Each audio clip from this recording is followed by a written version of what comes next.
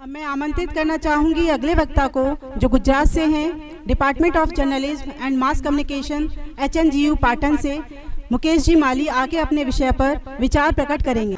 महात्मा गांधी और सरदार पटेल की भूमिका ये रजगण मुकेश माली देश की राजधानी दिल्ली को सत सत नमन करता है।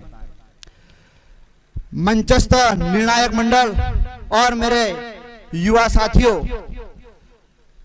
दृश्य पटल पर दिए गए विषय पर अगर मैं जो बात करूं तो अध्यक्ष महोदय, ये वो देश है जहां सम्राट अशोक जैसे राजा ने युद्ध को त्याग कर बुद्ध को अपनाया था।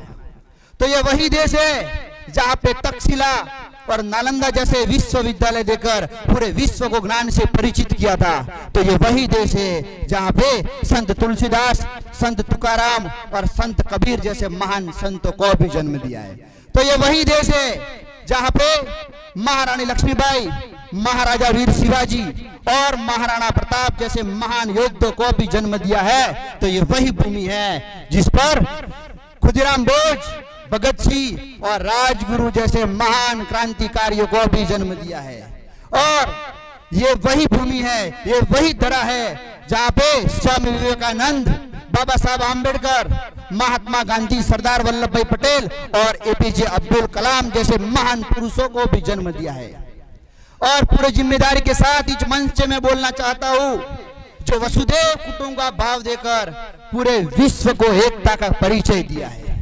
अध्यक्ष महोदय, अगर मैं इस राष्ट्र की तुलना एक भवन से करूं तो देशभक्ति वो बुनियाद है जिसके बिना ये भवन खड़ा नहीं रह सकता। क्योंकि देशभक्ति कोई उपाधि नहीं है जो किसी को दी जाए, और ना ही कोई चीज है जो खरीदी जा सकती है।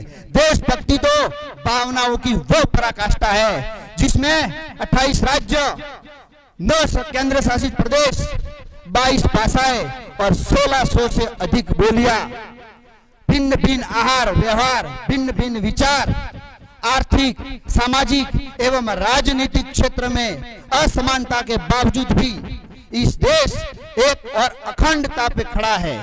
और ये विविधता से भरा पड़ा हुआ ये देश आज पूरे विश्व पटल पर नई सोच और नई दिशा के साथ आगे बढ़ रहा है।